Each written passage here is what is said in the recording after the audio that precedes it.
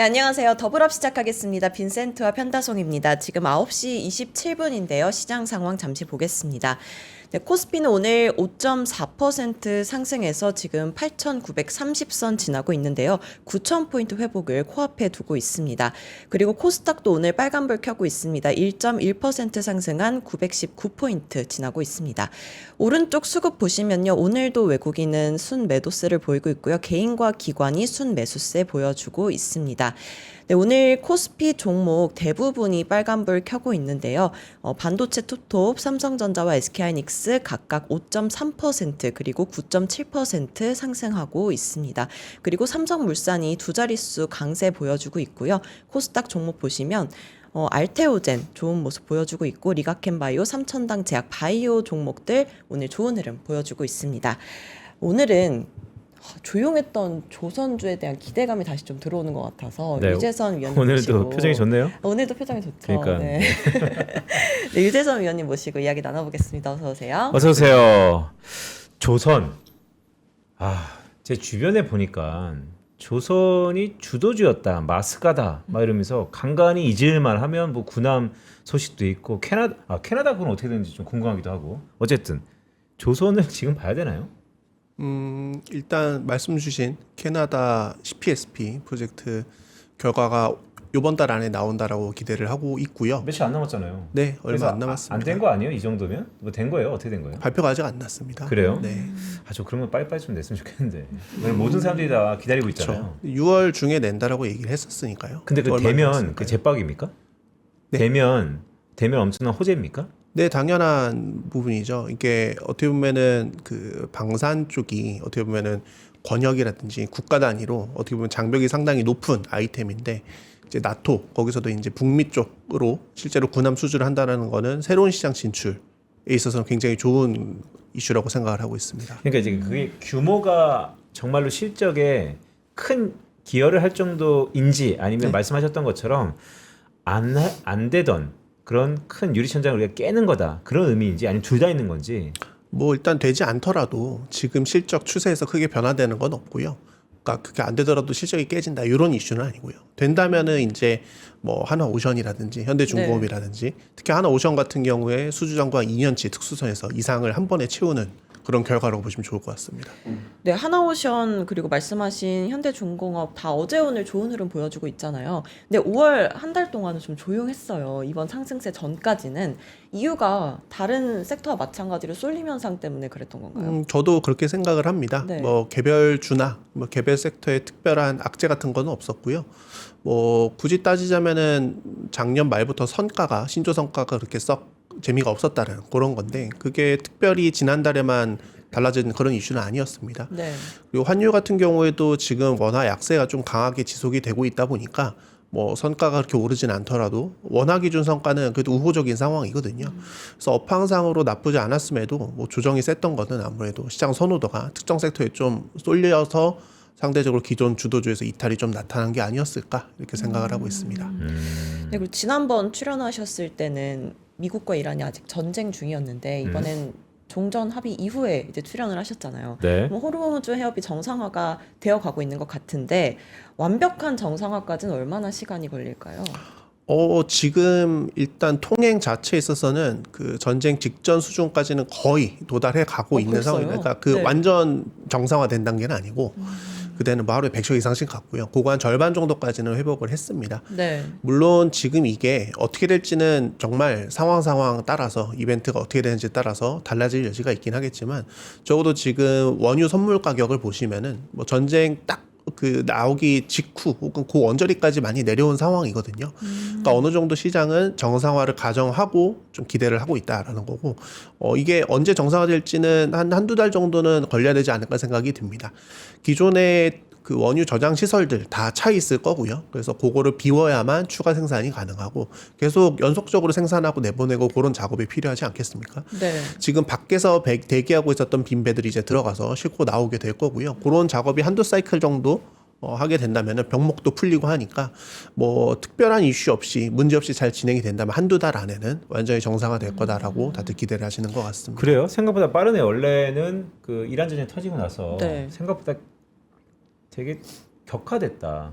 그리고 맞아요. 많은 생산 시설이 파괴됐다. 그래서 이게 종전된다 하더라도 물론 60일짜리 시한부라고 하지만 시간이 좀 걸릴 거다. 그러니까 네. 정상화까지는 사실은 요원하다라는 게 제 기억으로는 한 1, 2주까지의 컨센서스와 뉴스 플로우였던 것 같은데 많이 좀 바뀌고 있군요. 바뀌었다기보다 약간 시각의 차이가 있었던 것 같습니다. 예를 들어서 전쟁 한창 심했을 때는 사우디에서 서부 쪽 양부항 그쪽으로 내보내는 파이프라인도 공격받아서 터졌다 이런 뉴스도 나왔고요. 다만 그런 것들이 금방금방 복구가 된 것 같습니다. 그래서 실제로 어떤 물량 공급에 차질이 생길 수 있을 만한 것들은 원유보다는 뭐 라스라판 카타르 쪽에서 사고 났었던 LNG 가 일부 좀 영향을 미쳤던 것 같고 이번에 사고 난 거. 요번에 터진 거 말고요. 아, 그래요? 이전에 사고 났던 그거 정도 외에는 특별히 생산단에서 이슈는 지금 확인되지는 않는 것 같습니다. 그래서 조금 뭐 시장에서 어느 정도 성급하게 판단 혹은 선제적으로 판단하는 것들도 있을 수는 있겠지만 네. 적어도 원유 물동량에 있어서 공급 측의 사이드의 이슈는 크게 없었던 것 같고요. 그래서 말씀 주셨던 그런 차질은 지금 그렇게 크게 우려하지는 않는 것 같습니다. 요번에 카타르 사고 난 거 있잖아요. 그거 어떤 영향이 좀 있습니까? 복구가 언제 되는지 따라 봐야겠죠. 근데 아직까지 물량 측면에서 크게 우려되지 않는 상황인 것 같습니다. 네. 그리고 트럼프 대통령이 G7 회담에서 미국 군함 10척을 빠르게 지어줄 수 있냐라고 질문을 했다는 기사가 떴잖아요. 그럼 마스카의 속도가 붙는 건가요? 사실 군함 건조, 해외 건조 특히 같은 경우에는 작년에도 그렇고 재작년에도 그렇고 뭐 계속 뭐 쉽섹트라든지 이런 쪽에서 여러 번 이야기가 나온 적이 있었습니다. 하지만 그 국방수권법 작년 거 같은 경우에 최종적으로 그 어떤 해외 건조나 이런 것들을 포함시키지 않게 됐고요. 그거는 전투함뿐만 아니라 비전투함도 포함해서 다 이제 차단을 했었습니다. 근데 지금 최근에 이제 미국 상원의 위원회 통과한 국방수권법에서는 그 비전투함 한정으로 뭐 클래스별로 2척씩은 해외에서 일부 건조를 허용하는 식으로 합의를 했다라고 언급이 되고 있고요. 그게 이제 향후에 뭐 하원하고 상원 그리고 대통령의 어떤 허가 사인하는 그 과정까지 좀 절차가 좀 남아 있긴 하지만 예전에는 상원도 통합 못했다라는 점에서 좀 많이 진척이 있긴 합니다. 다만 그 말씀 주셨던 그 군함에 대해서는 아직까지는 조금 법률적으로 절차상으로 해결될 때 그런 부분이 많이 남아 있어서 군함보다는 다른 비전투함 쪽에는 그래도 길이 예전보다 좀 열리고 있는 뉘앙스가 조금은 보이고 있다라고 보시면 좋을 것 같습니다. 그러니까 이제 조선이 예전하고 달리 이제 군함 쪽으로 뭔가 시선이 무게가 이동된다라는 생각 좀 드는데 이거 한번 여쭤보고 싶었어요. 원래 우리가 LTA라 그래서 장기 계약 있지 않습니까? 최근에 메모리 반도체가 가장 뜨거운 이게 원래 조선에서 제일 먼저 나왔었죠. 롱텀 어그리먼트 등등. 그건 잘 모르겠습니다. 그래요? 예전 2007년 8년도에 장기 계약이 많아가지고 그것 때문에 뭐 주가 많이 뜨고 막 그러지 않았었나요? 그거는 해운 쪽이실 것 같은데요. 조선은 그런 장기 계약 같은 건 없어. 슬롯을 미리 잡아놓는 경우는 있어도, 그러니까 시리즈로 이렇게 옵션 거래 포함해갖고 몇 척씩 계약하는 그런 건 있는데 앞으로 3년간 요 슬롯을 잡겠다 이런 식의 계약은 없습니다. 그거는 그냥 해운에 뭐 해운 같은 경우에 뭐 어떤 특정 용선이나 몇 년치 계약 이런 식으로 배를 부려먹겠다는 그런 계약이 명시돼 있는데 조선 같은 경우에는 LTA라는 개념이 약간 적합하지는 않은 것 같습니다. 그 표현이 맞는지는 잘 모르겠습니다. 그냥 수주가 장기적으로 쌓였다 뭐 이 정도군요. 그러니까 계약을 뭐 향후에 뭐 잠재적으로 옵션분 포함해서 얼마까지 이런 식으로 표현을 하긴 하는데 이게 LTA라고 얘기를 하지는 않거든요. 이게 없었던 건 아닙니다.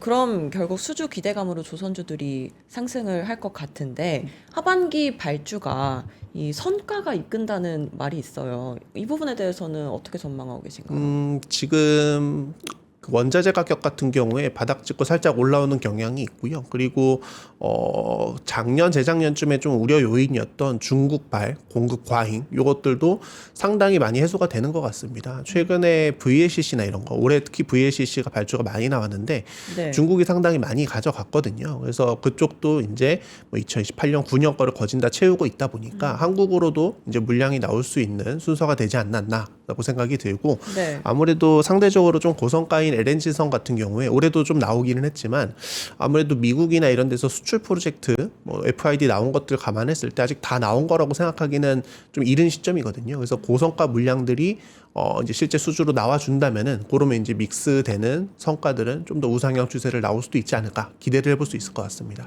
유재선 의원이 지금 탑픽으로 미는 게 어떤 겁니까 그럼? 저는 한국조선해양하고 현대중공업, HD 현대중공업 조금 좋게 보고 있고요. 그게 거의 원투 아닌가요? 네, 맞습니다. 그리고 이제 하나오션도 이번 달에 이벤트가 있을 수 있으니까 어떤 다운사이드 리스크 대비해서 업사이드의 포텐셜이 좀 더 크다고 생각해서 뭐 네. 그 종목까지도 좋게 말씀을 드리고 있습니다. 아하. 그럼 그것도 한번 여쭤볼게요. 어쨌든 뭐 시청자분들도 아시는 분도 있겠지만 애널리스트가 이제 평가 기간이 끝났잖아요. 어쨌든 상반기 동안 우리의 고객이었던 기관 투자자들에 대한 평가가 이제 끝났는데 정말 바쁘게 돌아다니셨잖아요. 여기저기. 그들의 포트에 조선이 있습니까? 그거를 말씀 주시진 않죠. 아 그래요? 그럼 얘기하다 보면 질문 사항들을 보면 가지고 있는 사람들의 질문과 같지 않은 사람들의 질문을 어깨 오래 계셨다 보면 느끼잖아요. 왜냐하면 갖고 있는 사람들에 대해 디테일하게 질문할 것이고. 없으신 분들도 그렇게 하시긴 합니다. 아 그래요? 그럼 요즘에 그거를 주로- 제가 알 수 네. 있는 부분은 아니라고 그럼 생각합니다. 요즘 주로 무슨 걸 물어봐요? 기관 투자들은? 캐나다 잠수함 프로젝트 될 것 같냐? 뭐 개인적인 의견 정도 여쭤보시는 것 같고요. 네. 그 말고 조선주가 지금 쉬는 이유, 아까 처음 서두에 말씀 주셨던 그런 것들도 좀 질문 많이 주시고요. 앞으로 어떻게 될 것 같냐? 또 네. 마찬가지로 탑핑 아하. 뭐냐? 비슷한 맥락입니다. 아까 주셨던 질문들과 거의 대동소이하게 네. 말씀 주신다 보시면 될 것 같습니다. 쉬는 이유. 네. 아, 그러니까 대부분 뭐 쉬는 이유를 물어보는 여러 가지 의견 중에 하나는 그래도 계속 관심 종목이 있다는 거네요. 네. 어. 아무래도 지금 예정돼 있는 실적이 어떻게 보면 2027년 혹은 8년까지는 지속적으로 우상향이지 않습니까? 네. 그런 가운데서 어떻게 보면 지금 살짝 주도주에서 이탈하는 모습을 보이다 보니까 이게 어느 트리거가 돼야 복귀를 할 수 있을지, 그리고 지금은 이게 정말 피크아웃인지 이런 것들에서 투자 판단하는데 좀 어떻게 보면 기여할 수 있는 그런 질문들 좀 많이 받았던 것 같습니다. 아 그래요? 그럼 그거 되게 궁금한 사항인데 만약에 피크아웃에 우리가 알 수 있는, 왜냐하면 정보를 많은 기관 투자자와 그걸 잘 모르는 글쎄 일반 시청자분들의 괴리가 있을 수 있잖아요. 그러면 기관 투자들이 이런 조선업의 피크아웃 아까 말씀하셨으니까 뭘 보고 피크아웃을 우리가 가늠할 수 있는 겁니까? 일단 수주가 말라붙는 게 보여야죠. 말라붙는다는 것은 줄어든다. 줄어드는 거죠. 근데 그런 기미가 전혀 안 보이고 있고요. 네. 선가도 하락하는 게 추세적으로 나타나야 되는데 그게 작년에 조금 우려됐었던 요소였지만 실제로는 어느 정도 조정이 된 다음에 또 다시 반등 추세에 있다 보니까 어떻게 보면은 최근에 있었던 조정이 약간 어떻게 보면 개별 종목 혹은 개별 섹터 입장에서는 약간 납득이 안 되는 네. 그런 주가 흐름이었던 게 아닐까, 그런 생각에서 그런 질문이 나오지 않나 생각이 듭니다. 네, 그리고 이제 7월부터 실적 시즌이잖아요. 커버하고 계신 조선주들 숫자적으로는 어떻게 될 거라고 전망하시나요? 제가 아직 프리뷰 자료를 네. 작성을 못해서 네. 공식적으로 말씀드리긴 힘들겠지만 네, 지금 대략적으로라도 환율도 괜찮고요. 예, 그리고 인건비 이슈나 이런 것들도 특별하게 볼 수 있는 건 없는 것 같고요. 뭐 영업일수가 2분기 일시적으로 조금 줄어드는 경향이 있다 보니까 죄송합니다. 영업일수는 상관이 없고요. 특별히 건조 믹스 같은 경우에도 계속 개선되는 구간에 있어서 1분기보다는 그래도 나은 흐름으로 저는 생각을 하고 있는데 잠깐만요. 말씀 중에 건조 믹스라는 게 정확히 어떤 얘기예요? 건조가 뭐 두 가지 관점에서 말씀을 드릴 수 있을 것 같습니다. 네. 뭐 지금 건조하고 있는 선박 물량들이 언제 수주가 됐느냐, 시점상의 차이가 있을 수는 있고요. 아하. 아무래도 과거에 성과가 지금보다 상대적으로 낮았던 시절에 수주를 받았던 물량들이 지금 건조가 한창 되고 있다라는 기업과 그나마 상대적으로 최근에 높은 성과로 받았던 수주했던 그런 선박들이 건조가 되고 있는 그런 네. 조선소들의 차이는 아무래도 있을 수밖에 없죠. 네. 그래서 수주 시점에 따른 믹스 차이가 있을 수 있고요. 두 번째는 이제 뭐 선종별 차이라 보시면 좋을 것 같습니다. 이것도 사실 아까 말씀드렸던 그 수주 시점하고도 크게 차이는 없는데 그러니까 네. 얼마큼 비싸게 잘 받은 선박들이 많이 있느냐. 선종별로 아무래도 고성가 비중이 높은 외렌지 선박이나 이런 것들, 과거에 지었던 카타르 물량이나 이런 것들이 얼마큼 많이 빠져나갔는지 그런 추세에 따라서 점점 좀 나아지는 모습을 보일 거라고 생각을 하고 있습니다. 네. 네. 아, 일반인들은 되게 궁금할 것 같아요. 우리야 뭐 데이터를 많이 보니까 어쨌든 이란 전쟁이 터졌잖아요. 그러면 중동의 수많은 국가들이 수주를 했을 거 아닙니까? 중동의 수많은 국가들이 네. 발주나 수주를 했을 거 아니에요. 주문을 했을 거 아니에요. 중동의 아까 수많은 카타르도 국가 다 얘기하고 발주하- 했으니까. 예, 맞습니다. 그러니까 이제 그런 국가들이 그러니까 두 가지죠. 첫 번째, 네. 중동의 국가들이 많이 주문을 하는지 얼마나 비중이 있는지. 두 번째, 이란 전쟁이 터졌는데 그럼 그들이 전쟁 중에도 계속해서 그 계약을 유지했는지 아니면 혹시나 전쟁통에 무슨 주문이야 취소했는지 이런 게 있나요? 그런 건 전혀 없습니다. 달라진 건 없고요. 중동의 국가가 보통 발주를 하지 않습니다. 선사나 뭐 국영 에너지 기업 이런 기업이 발주를 하는데 거기 있어서 특이사항은 없었다. 보시면 좋을 것 같습니다. 그러면 이란 전쟁은 거의 이 주문단에서는 전혀 영향이 없었다 이렇게 보는 건가요? 네. 오. 없었습니다. 그냥 일시적으로 그런 건 있죠. 뭐 호르무즈 해협 안쪽에 묶여 있었던 배들이 일시적으로 풀리면은 운임이 빠질 수 있다. 혹은 아니다. 운임이 여전히 강세를 나타낼 것이다. 왜냐하면 공급이 쇼티지였으니까. 이런 설왕설래가 많았었는데 네. 실제로 원유 운반선 운임만 보면은 뭐 전쟁 전이나 후나 지금까지 계속 우상향 추세를 보이고 있습니다. 그래서 전쟁 영향은 사실 뭐 해운 쪽에는 일부 뭐 일시적으로 차질이나 이런 게 있었지만 조선 쪽에는 영향이 거의 없었다라고 보시는 게 맞을 것 같습니다. 아하. 네, 그리고 위원님이 조선 그리고 유틸리티 담당하고 계시잖아요. 유틸리티 관련 질문도 드려도 될까요? 네, 괜찮습니다. 네, 그러면 유틸리티 섹터랑 조선 섹터 중에 단기적으로는 어떤 섹터를 더 좋게 보세요? 그리고 중장기적으로는 어떤 섹터를 더 좋게 보시는지. 제가 그걸 비교하기에는 조금 네. 어려운 부분은 있고요. 그래도 각 섹터별로 좋게 보는 종목들이나 뭐 향후 전망 같은 걸 좀 말씀드릴 수 있을 것 네네. 같습니다. 일단 아까 말씀드린 것처럼 조선주는 뭐 특별히 실적상으로 불편한 부분이 없습니다. 만약에 이제 뭐 성과급이나 이런 것들이 특히나 이번 정부 들어서 이런 어떤 분배 이런 것들 이야기가 많이 나오다 보니까 이런 거에 있어서 변화가 나온다면 일시적인 충격이 될 수 있겠지만 적어도 2027년 8년 정도까지는 실적 상향 추세는 크게 바뀌진 않을 거라 보고 있고요. 네. 그리고 앞으로 성과 같은 경우에도 뭐 조건부 결과물이긴 하지만 앞으로 수주가 어떻게 나올지는 조금 더 긍정적으로 바라볼 여지가 아직도 남아 있다고 생각을 합니다.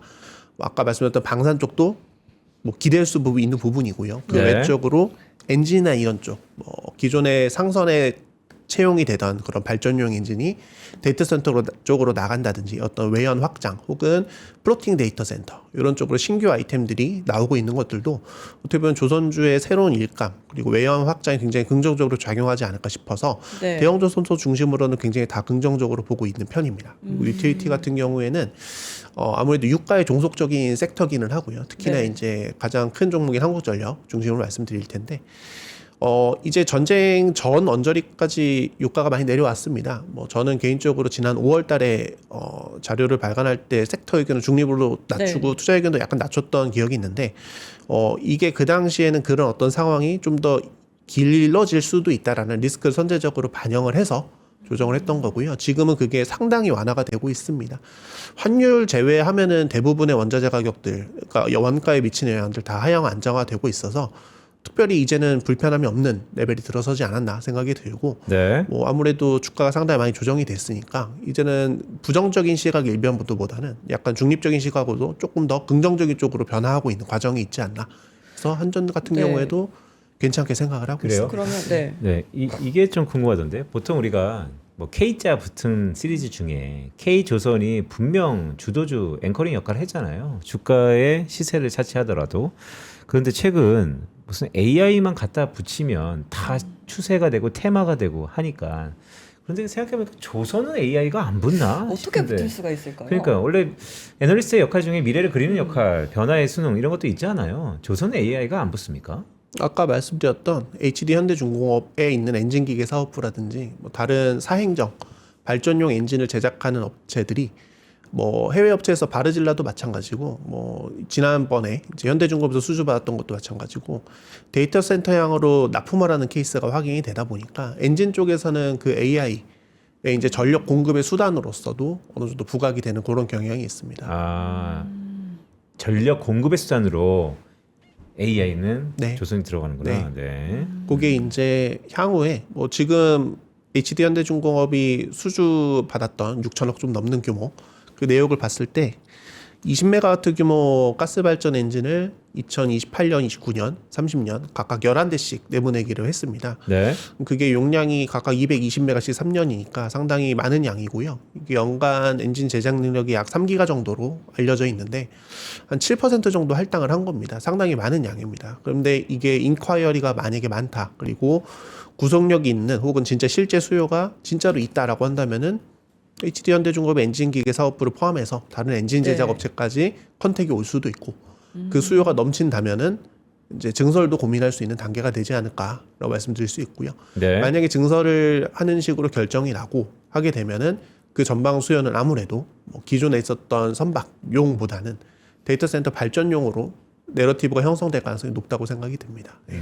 그렇게 되면은 조금 네. 더 업사이드가 많이 생길 수 있겠다라고 보고 있습니다. 네. 그럼 하나오션이랑 HD 현대중공업 차트 보면 이 전고점에 비해서는 아직 가격이 많이 낮은 상황이잖아요. 지금 진입하기 좋은 시점이라고 생각하시나요? 네, 저는 불편함이 없다라고 보고 있습니다. 네. 그러니까 기존에 좀 어떻게 보면은 과거 사이클 대비해서 최근 한 1, 2년 정도는 새로운 사이클을 열었던 구간이거든요. 그래서 고점에 대한 고민이 상당히 많았는데 사실 이제는 전 고점이 직접 어떻게 보면 상단을 만들어주고 있고 그때 네. 대비해서 지금 업황이 크게 나빠지지 않은 상황에서 오히려 좋게 볼 여지가 많다면은 충분히 트라이 볼 수도 있지 않을까 생각이 듭니다. 물론 이거는 시장에서 상대적인 평가다 보니까 조선주가 그만큼 매력적이냐 이것보다 매력적이라는 질문을 통과를 네. 하긴 해야겠지만 적어도 변함이 없었고 아까 말씀드렸던 데이터 센터양 엔진이라든지 플로팅 데이터 센터라든지 혹은 방산 쪽의 대규모 수주 잠재력 있는 그런 포텐셜이라든지 이런 것들을 고려했을 때는 저는 지금 많이 조정된 레벨에서는 충분히 재진입 가능하지 않을까라고 말씀드릴 수 있을 것 같습니다.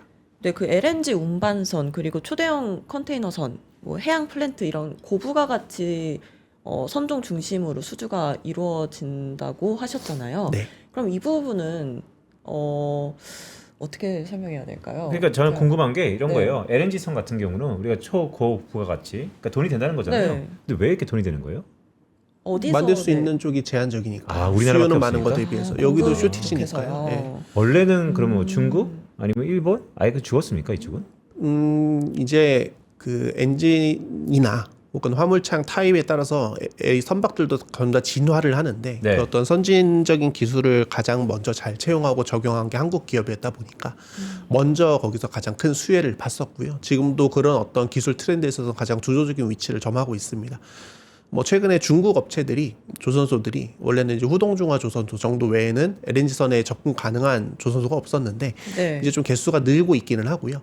하지만 그럼에도 불구하고 전체적으로 기대할 수 있는 파이프라인 아무래도 미국 중심으로 LNG 수출 프로젝트가 상당히 많이 개발이 되고 있다 보니까 그쪽에서 필요한 선박의 수가 어느 정도 많은데 그거 대비해서 한국과 중국에 공급할 수 있는 선박 수는 여전히 제한적인 상황입니다. 물론 그 프로젝트들이 제때 잘 가동을 하고 선박 발주가 이뤄질지는 가봐야 아는 문제긴 하지만 네. 일단 파이프라인만 하더라도 향후 한 몇 년치 일감은 잠재적으로 나와 있는 상황이다 보니까 네. 만들 수 있는 업체가 제한적이어서 가격이 비싸고 좋다라고 보셔도 크게 틀리지는 않을 것 이거 같습니다. 완전 그거네요. 그러니까 완전 이것도 병목과 쇼티지. 네.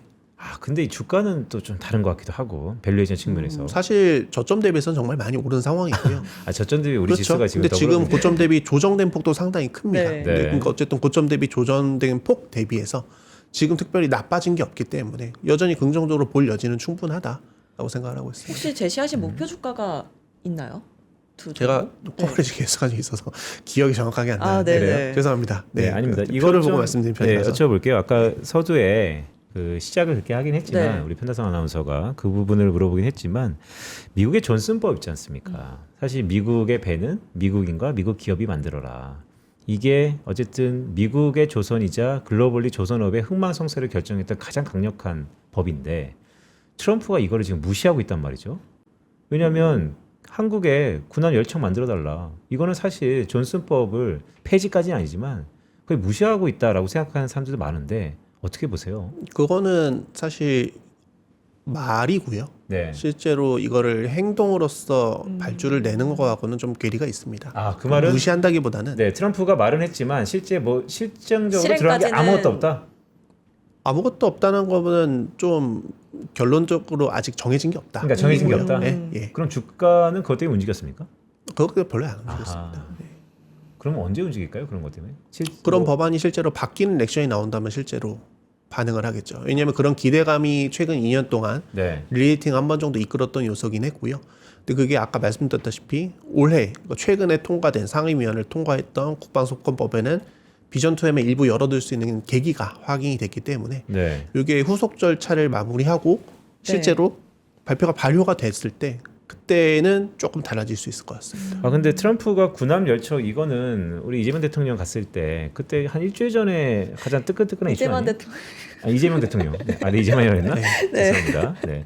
이재명 대통령이 갔을 때 한 일주일 전에 되게 따끈따끈한 얘기 아니에요? 뭐 다른 섹터에서도 상당히 이슈가 많지 않습니까? 뭐 원유 생산 많이 하겠다. 뭐 석탄을 뭐 최고의 연료로 만들겠다. 원전을 400기가 짓겠다.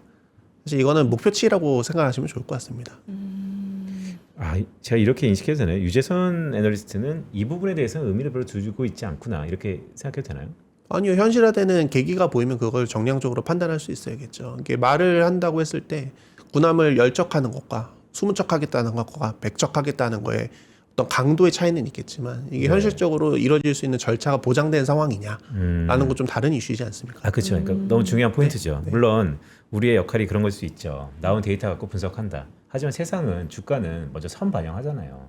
그것 때문에 담당 주가가 움직이면 나중에 나오면 봅시다라는 것보다 미리 선제적으로 이럴 가능성에 대해서 연구하고 한번 해봐야 되는 거 아닌가 싶어서. 그래서 아까 말씀드린 것들이 실제 변화가 있으니까 그 부분은 긍정적으로 볼 필요가 있다라고 아니, 생각드는 거죠. 지금 가운데서 느껴지는 게 뭔지 그러니까 알아요? 긍정적이라니까 네. 당연히 두 긍정적이죠. 로봇의 네. 대화 같아요. 아, 그래요? 네, 원래도 되게 이렇게 변화가 네네. 없으신데 유재선 위원님도 변화가 없으시니까 네, 그렇죠. 두 분이 네. 거의 로봇 사이에 제가 껴있는 인간 같은 죄송합니다. 느낌. 네. 우리 재선이 형도 저랑 한 10년 봤는데, 그러니까 이제 시청자분들이 그런 게 궁금해서 그래요. 그러니까 당연히 좋죠. 긍정적이고 이게 네. 뭐 악재겠습니까? 하지만 애널리스트가 다른 것은 그에 대한 좀 더 수치 아니면 가능성을 얘기해줘야 되잖아요. 그래서 네. 한번 여쭤보는 거예요. 필요한 건 맞습니다. 그래서 이런 어떤 조금은 아니지만 변화가 나타나고 있고 이게 한번 변화가 나타난다는 거는 어느 정도 결론까지 이어질 수 있는 개연성이 있다는 거고요. 비전 투함에서 열어줬을 때 나중에 전투함 중에서도 뭐 블록 같은 경우 일부 뭐 해외에서 조달할 수 있게끔 조금씩 길을 열어준다든지 이런 식으로 내러티브가 특히나 가능성이 조금씩 높아진다는 측면에서 네. 뭐 이런 변화가 뭐 물론 이제 길을 제시하고 이런 어떤 최종적으로 어느 정도까지 우리가 점유율을 높이고 요 수주의 풀은 얼마고 토탈 마켓의 사이즈를 설명하는 것도 저는 중요하다고 생각을 합니다. 다만 조금 저는 약간 차근차근 가는 주의여서 네네. 그렇게 좀 말씀드렸고요. 방향성은 크게 달라지진 않을 것 같다라고 네. 말씀드릴 수 있을 것 같습니다. 좋습니다. 알겠습니다. 그럼 마지막으로 전략 어떻게 세우면 좋을지 한 말씀 부탁드립니다. 전략에 네. 제가 또 개인적으로 그냥 선호도를 높은 종목을 좀 말씀드리면은 아까 토픽 뭐냐고 말씀드렸을 때 드렸던 종목이긴 한데 HD 한국조선해양이 뭐 사실 근본적으로 봤을 때 엄청난 저평가라고 저는 생각을 하고 있습니다. 아하. 일단 중간 지주사로서 뭐 상장된 종목 혹은 비상장 종목 어느 정도 지분 가치 할인이 있어야 된다는 거 충분히 동의를 하겠지만 지금 HD 현대중공업 시가총액에서 지분율에서 할인율 한 것들만 감안해도 지금 시총의 대부분은 설명이 가능하거든요. 네. 그럼 비상장사인 현대사모중공업이나 혹은 다른 계열사들 혹은 지금 보유 중인 현금 이런 것들은 하나도 고려를 하지 않고도 사실 어떻게 보면 설명이 좀 되는 엄청난 저평가 레벨이라고 볼 수 있을 것 같고 과거에 이제 조선주가 주도주로 주가를 많이 끌어올렸을 때 그때 현대중공업과 HD 한국조선해양의 그 격차가 그렇게까지 크진 않았었습니다. 그게 이제 배당 수익률로 좀 드러나는데 네. 지금 저희 개인적인 추정치 기준으로 현대중공업 배당 수익률보다 HD 한국조선해양의 배당 수익률이 2배 이상 나거든요. 보통 1%포인트 정도 차이로 보통 붙어서 갔었는데 그 괴율이 상당히 크다라는 것. 그리고 2027년 혹은 8년까지는 실적이 우상향 예정이 돼 있는데 그럼 거기에 있어서 DPS가 지금보다 훨씬 더 상향될 수 있다는 거 봤을 때 이게 NAV 할인이 크다라는 거 플러스 고배당주로서도 연말쯤에 주목을 다시 볼 수 있지 않을까라고 생각을 해서 여기에 가장 안전한 픽으로 좀 말씀드리고 있습니다. 네, 알겠습니다. 오늘 유재선 위원님과 함께했습니다. 고맙습니다. 고맙습니다. 네, 빈센트. 지수가 네. 하락한 지 이틀 만에 네. 지금 벌써 8,830선, 9,000포인트 다시 가까이 왔어요. 네. 이대로 쭉쭉 상승해서 만피를 이제 바라볼 수 있는 걸까요? 저 뭐 다 아시는 것처럼 네. 코스피 1만 포인트 시대를 우리는 목전에 두고 있다라는 말씀을 계속 드리고요. 자, 이번 주 다사다난하죠. 많은 사람들의 불안감이 있는 것 같습니다. 특히나 오늘도 상승하지만 일부 종목에 상당 부분 쏠려 있고요. 혹시 이런 영화 아세요? 불안은 영혼을 잠식한다. 네, 파스빈더가 1914년도에 독일인입니다. 나왔던 영화인데 영화의 내용과는 다소 상관없을 수 있겠지만 혹시 우리도 모를 불안이 우리의 생각과 틀을 잠식하는 거 아닌가라는 경계감을 가지면서요. 여전히 불안합니다. 매크로 시대 금리는 높아지고 있고 수급에 대한 우려도 있지만 그럼에도 불구하고 주식시장의 주인공 기업 더구나 그 기업이 실적을 내고 있다는 것에 좀 더 무게를 두면서 축구 응원하러 가시죠. 네, 오피슨 코리아 외치면서 끝내볼까요? 알겠습니다. 네, 하실 수 있죠? 네, 오피슨 코리아. 네. 네, 짝짝짝. 네. 아이고. 네, 여러분 저희는 내일 다시 찾아뵙도록 하겠습니다. 고맙습니다. 고맙습니다.